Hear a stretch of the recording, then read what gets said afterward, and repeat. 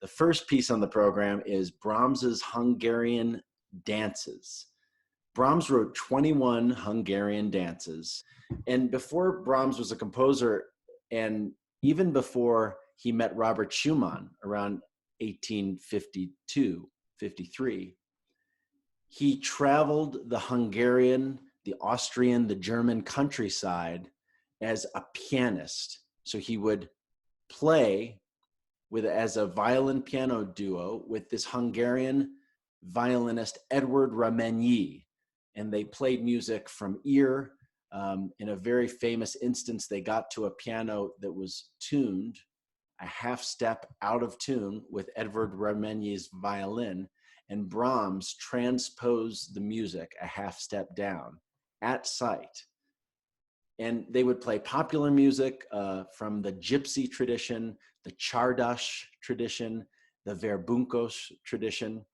And Brahms would have also known a lot of this music because in Hamburg, in 1848, when Brahms was only 15, when revolutions were cropping up all around Europe, the Hungarian Revolution was suppressed. And so many Hungarian musicians fled to America through the port of Hamburg. So Brahms would have heard a lot of gypsy music. So around 1860, Brahms was at a party improvising all this great gypsy music, and it was suggested that he publish it with Simrock. And so he did, and we got these 21 really awesome, really fun, really passionate Hungarian dances. Brahms orchestrated 3 of them. Actually, Antonin Dvorak orchestrated the last 4 of them. And we were going to play for you the 2 G minor dances 1 and 5. But I would encourage you to listen to the entire set, all of the Hungarian dances. And then if you still want more, Brahms's good friend also published with Simrock, Antonin Dvorak, published a whole set of Slavonic dances that are very much in the Hungarian style. Next on the program comes from French composer Camille Saint-Saëns. Saint-Saëns is one of the great composers, lived an incredibly long life, born in 1835. His organ symphony is one of the greatest symphonies ever written, bringing the organ into the symphony orchestra. His Carnival of the Animals is probably one of the most famous children's pieces for small orchestra and narrator, bringing animals to life with the orchestra. And he hesitatingly went into the operatic world. So when he composed Samson and Delilah at the time, this is in the 1870s, French stages were very wary of incorporating any kind of biblical text into their performances. So of course, this is the Samson and Delilah from the Old Testament. Samson being the one who will deliver the Israelites to freedom, and Delilah being in bed with the Philistines, worshiping in the opera the god Dagon. So the Philistines were trying to catch Samson. They were trying to ensnare him. He was incredibly strong. There's a story of him killing a lion with his bare hands. And so they know he has a weakness. They know he has a penchant for wine and revelry and beautiful women. And they send him Delilah. And this is around the second act of the opera where she seduces him. We're going to play the Bacchanale from the third act. However, if you're so inclined, I encourage you to listen to the very famous aria, Delilah's aria, Mon cœur s'ouvre à ta voix, which is basically, my heart opens up to you, where she's essentially tricking Samson into falling in love with her. So she can cut his hair. His strength and his power, strangely enough, lie in his beautiful locks. So she cuts his hair, and he loses his power, and the Philistine army comes in, takes him away, gouges out his eyes, throws him into prison, at the culmination of the third act, they're playing this Bacchanale. So a Bacchanale is essentially a wild drinking party. It comes from the Greek god Dionysus, but the Roman god Bacchus, who is the god of wine, fertility, festivity. Of course, Pompeii was built on the wine industry, so this meant times of plenty, times of abundance. And so the Philistines are having this great party, and they mistakenly send a boy in the opera to bring Samson out so they can humiliate him some more. And Samson calls on the strength of God to give him the power to destroy, to knock down the two pillars of the temple and destroy the entire festivities and the revelry.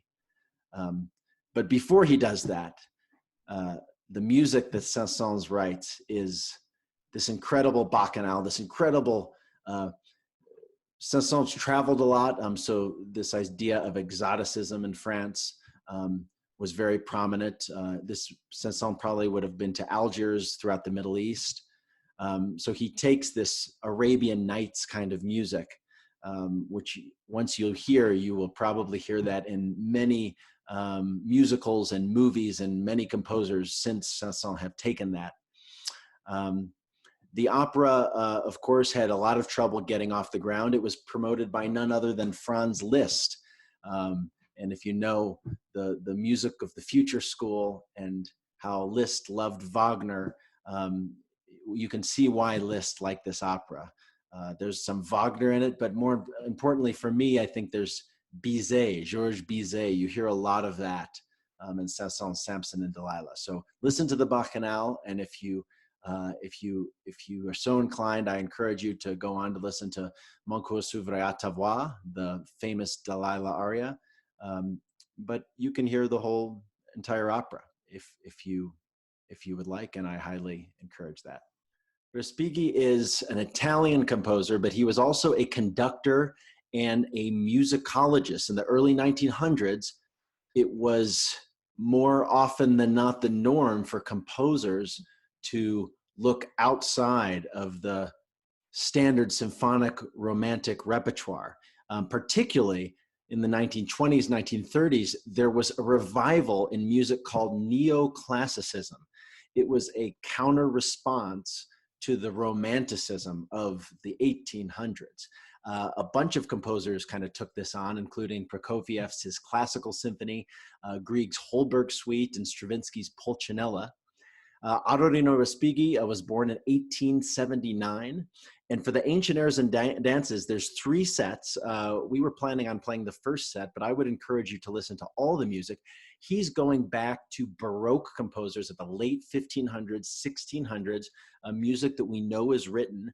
A composer named Simeone Molinaro and Vincenzo Galilei. And Vincenzo Galilei happens to be the father of the famous astronomer, of course. So he's recreating a lot of these dances from the 1600s and essentially using a lot of the same instrumentation that we think they would have originally been played with. They're fresh, they're exciting. It reminds you that music played 10 years ago or 500 years ago can appeal to the same kind of sensibility.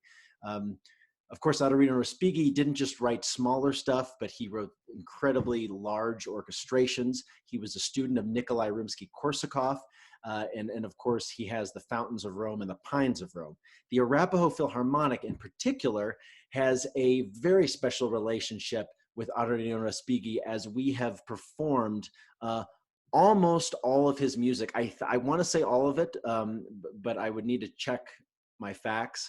But this is something that the Arapaho Philharmonic, well before my time, with Vincent LaGuardia as well, has performed music of Dino Respighi, and this is another great opportunity to check in on this incredible Italian composer.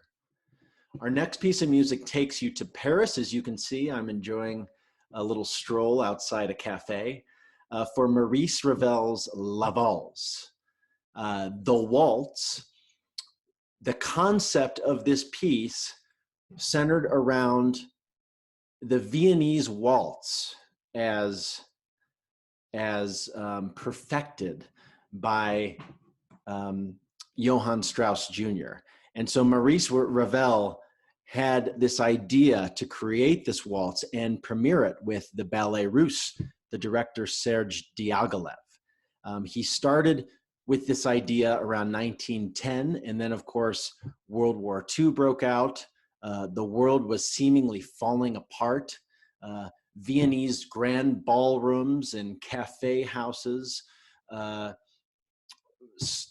the idea of nothing bad will ever happen started to disintegrate around everyone. And so when you listen to La Valse, it was written around 1919, 1920, also after the Spanish flu. You hear this disintegration of society. It's not something that you get up and you kind of carefree can move to in a three-step pattern. It's ghostly, it's eerie, it's frenzied. The world is crumbling beneath our feet as we try to keep the beat. Ravel submitted this music to Serge Diaghilev, and Diaghilev said it's a masterpiece, but it's not a ballet. And for this, Ravel would never speak to Diaghilev again. They ran into each other a little later in the 1920s and supposedly challenged each other to a duel, which luckily did not happen. So when you listen to Ravel's waltz, try and see if you can keep the 1, 2, 3, 1, 2, 3, 1, and try and see if you can find that waltz kind of hidden in the ruins of a society that for Ravel and for many others was quickly crumbling. I'm really excited to introduce to you Florence Price's Dances in the Canebrakes. This is orchestrated by William Grant Still. Both Price and Still are two of the foremost and important composers, American composers of the 1900s. They were Black musicians, which made it incredibly difficult for them in general to get their music played, to get into the symphonic music scene, and in countless other unimaginable scenarios. However, both of these composers have incredible firsts. For example, William Grant Still became the first Black conductor of an all-white orchestra in New York. He became the first Black composer to conduct the LA Philharmonic. His great symphony, the Afro-American Symphony, was premiered with the Berlin Philharmonic in the 1930s and received multiple encores and standing ovations. Florence Price had her incredible symphony in E minor, played by the Chicago Symphony in 1933. She also had an incredible piano concerto in D minor with herself as the soloist with the Chicago Symphony in 1934. She wrote over 300 works. This Dances in the Canebrakes is in 3 movements, the canebrakes being sugar cane, Nimble Feet, which is essentially a cakewalk, fantastic social dance from the late 1800s that was prominent in the South. Silk Hat and Walking Cane, and Tropical Noon. This was actually a piano piece that the composer William Grant Still orchestrated, and their collaboration makes for really fantastic music. And I also hope that you will listen to Florence Price's symphonies along with her piano concerto. She also has a violin concerto, substantial amount of chamber piano and organ pieces, songs, and spiritual arrangements. Both these composers, Florence Price and William Grant Still, for example, William Grant Still worked with Artie Shaw, with Paul Whiteman, with W.C. Handy. Both of these composers kind of broke out of the box that African-American composers were essentially confined to popular music for the stage.